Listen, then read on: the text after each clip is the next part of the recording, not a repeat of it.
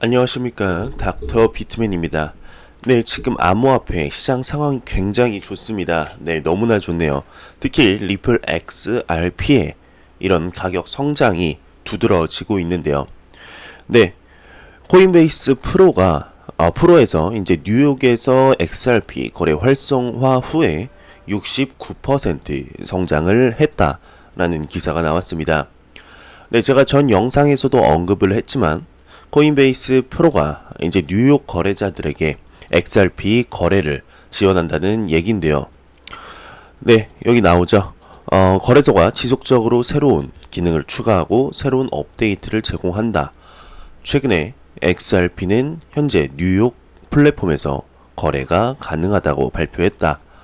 몇 달 전 코인베이스 프로는 미국의 이제 뉴욕을 제외하고 영국, 싱가포르, 호주, 캐나다 및 일부 유럽 연합회원국에서 XRP 거래를 가능하게 했다며, 이제 XRP는 뉴욕에서 암호화폐 거래를 위한 가장 엄격한 국가인 사용자에게 제공된다며, 이것은 XRP 팀에 큰 도움이 되는 좋은 소식이라고 언급을 하고 있는데요.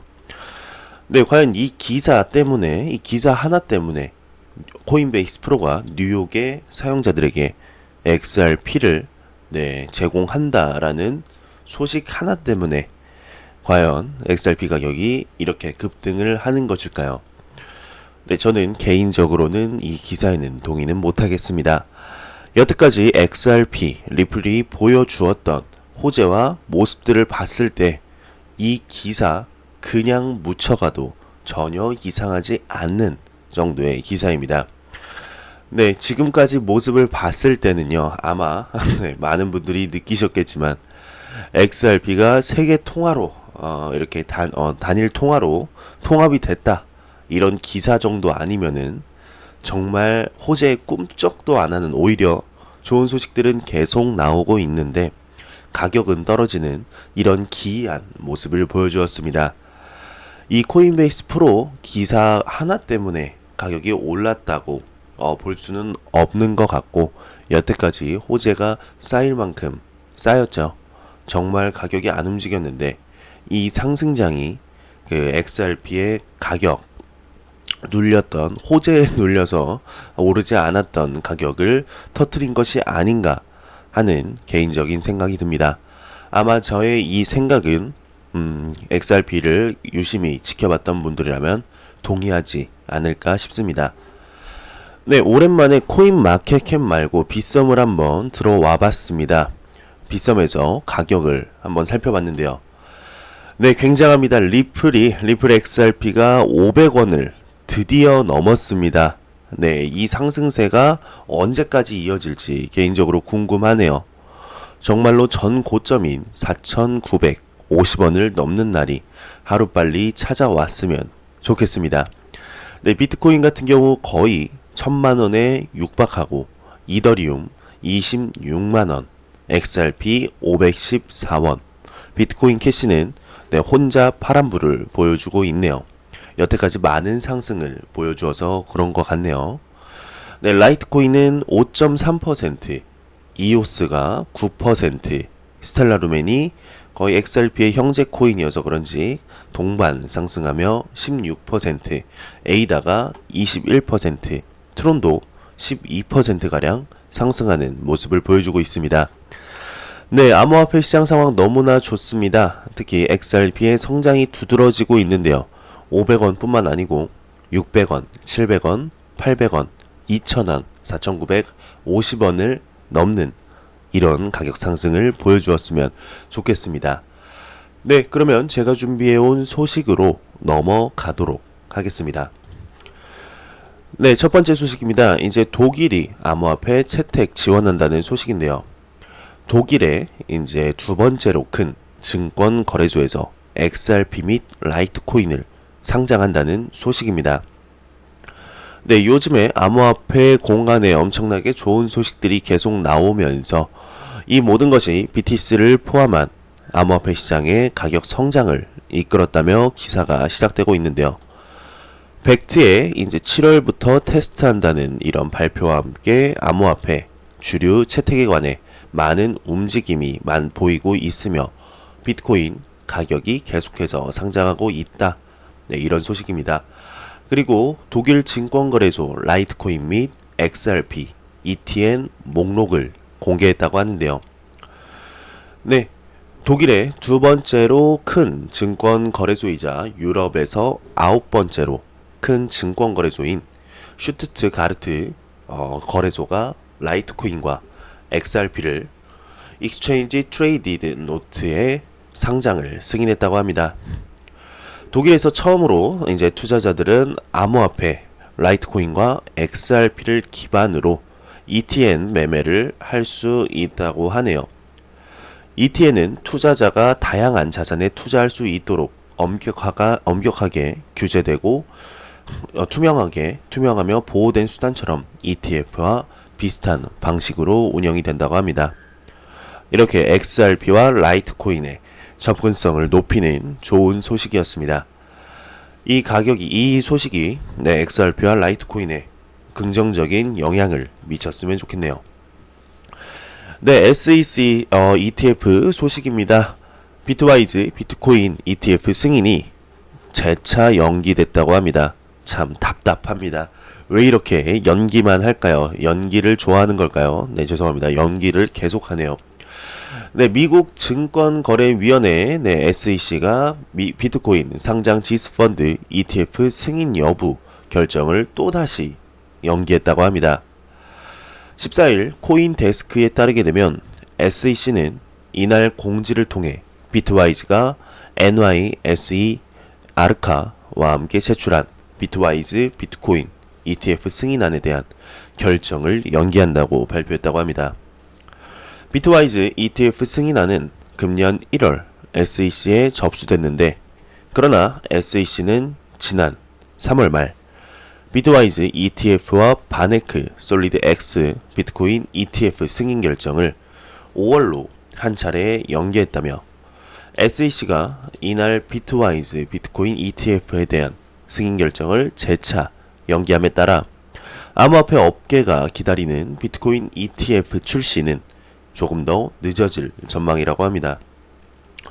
그러나 코인데스크는 암호화폐 업계 전문가와 SEC 관계자들 모두 암호화폐 ETF 등장은 단지 시간 문제라고 믿는 것 같다며, 지난주에 디지털 자산 펀드 운용사 크립토 크레센트 에셋 매니지먼트가 비트코인과 이더리움에 투자하는 암호화폐 승인안을 SEC에 제출했다며 기사가 마무리되고 있습니다. 네, 2018년 말부터 암호화폐 투자자분들이라면 너무나 목이 빠지게 기다려왔던 SEC의 이제 비트코인의 ETF 승인 소식인데 참으로 안타깝습니다. 계속 미뤄지는 이 모습 왜 그럴까요? 참 답답합니다. 하루빨리 벡트가 개장하고, 이제 벡트는 7월부터 테스트 오픈을 한다고 이미 발표가 나서 좀 긍정적인 영향이 있는 것 같은데, 비트코인 ETF는 정말로 힘이 든 것 같습니다. 하지만 이렇게 힘이 든 만큼 ETF 승인이 이제 결정이 났을 때 암호화폐 시장에 큰 반향을 일으키지 않을까, 개인적으로는 그렇게 생각이 드네요. 네, 로이터 통신이 비트코인 급등, 투자심리 회복, 일각에서는 투자 과열을 우려하고 있다라고 얘기를 하고 있는데요. 로이터 통신의 15일 칼럼에 따르게 되면 최근 미국, 중국 무역 갈등이 고조되고 있죠.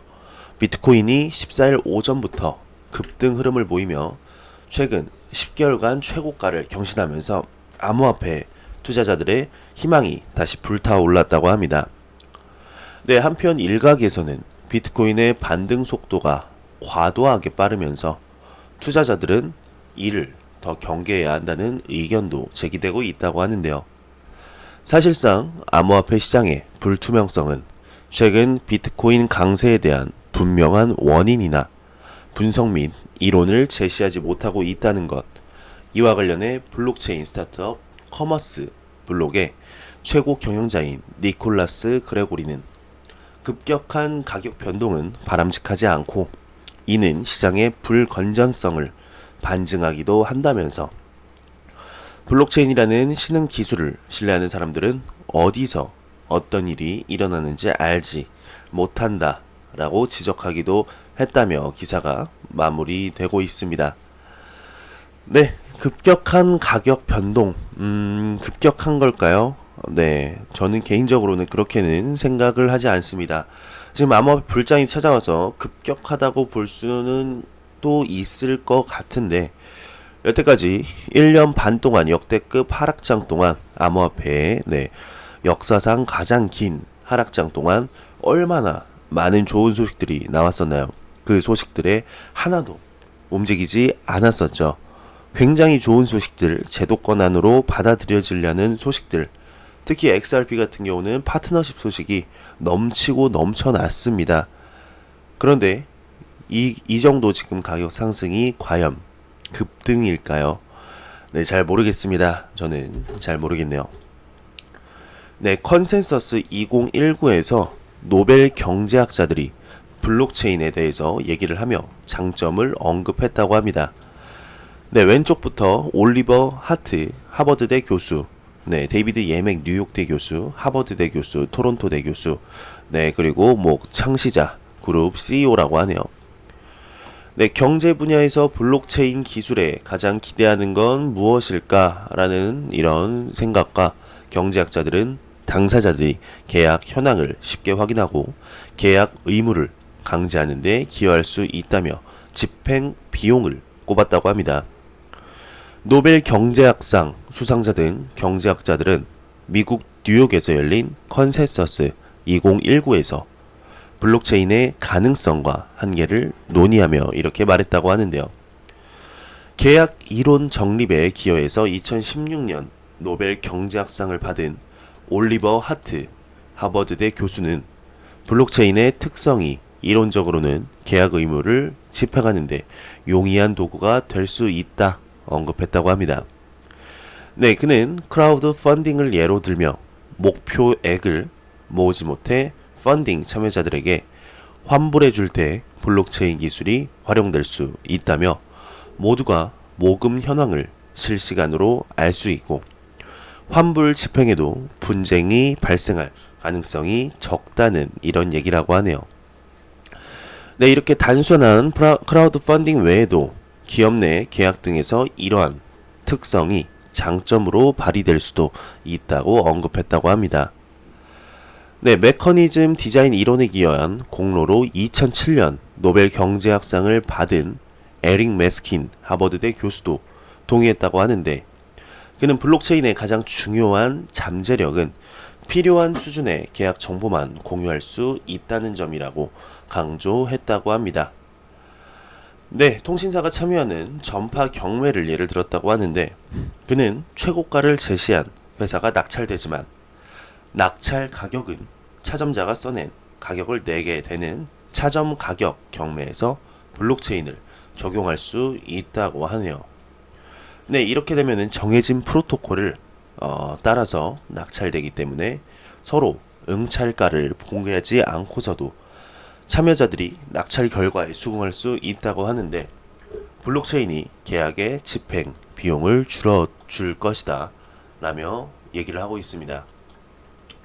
그러면서 하트 교수는 계약 관계에서 예외사항은 항상 발생하기 때문에 블록체인을 활용한 계약에서도 거버넌스를 잘 만들어야 한다 지적을 했다며, 그는 현실 세계에서 계약은 불완전하다며 20에서 50년의 장기 계약의 경우 계약서에 적혀있지 않은 상황이 발생할 수 있다며 블록체인도 이런 점을 고려해야 한다 기사가 마무리되고 있습니다.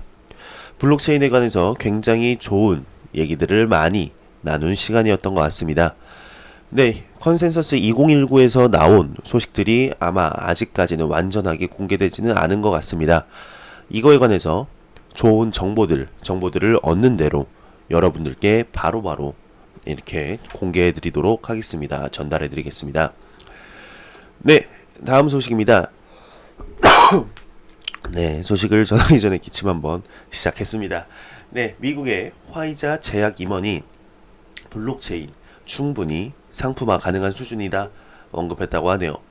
암호화폐 전문 미디어 코인 텔레그래프에 따르게 되면 최근 미국 대형 제약 회사 화이자 제약의 비즈니스 테크 부서 총괄인 켄 레슬이 뉴욕에서 열린 컨센서스 2019에 참석해 블록체인은 이미 기본적인 장점을 활용할 수 있을 만큼 발전된 기술로 상품화가 가능하다고 언급했다고 하네요. 또 그는 이날 블록체인 기술의 대규모 채택을 가로막는 주요 장애물들은 기술 자체에 부족한 부분이 존재하기 때문에 블록체인은 확장성 문제, 속도 문제, 개발 툴 미비 등 현실적인 문제를 해결해야 한다 덧붙였다고 합니다. 네, 미 증권사죠. TD 아메리트레이드가 암호화폐 관심 고객이 증가한다 라는 소식이 나왔습니다. 네, 외신에 따르게 되면 최근 미국 뉴욕에서 열리고 있는 컨센서스 2019에서 미국 월가 브로커리지 증권사 TD 아메리트레이드의 스티븐 쿼크 이사가 최근 암호화폐 투자에 관심을 갖는 증권사 고객들이 증가하고 있다고 언급했다고 하네요. 네, 이와 관련된 리스크로 꼽히고 있는 BTC 현물 가격의 변동성은 그들의 암호화폐 투자 관심에 영향을 미치지 않고 있다며 TD 아메리트레이드는 최근 약 6만 건의 암호화폐 투자 관련 상담을 처리했고 물꼬를 틀기 시작하면 수많은 투자자들이 암호화폐 시장으로 유입될 것이라며 기사가 마무리되고 있습니다. 네, 이렇게 암호화폐 시장에 현재 관심을 가지고 있는 사람들이 너무나 많습니다. 그리고 투자를 지금 이 불장이 찾아와서 투자를 하고 싶어하는 사람들도 있는데요.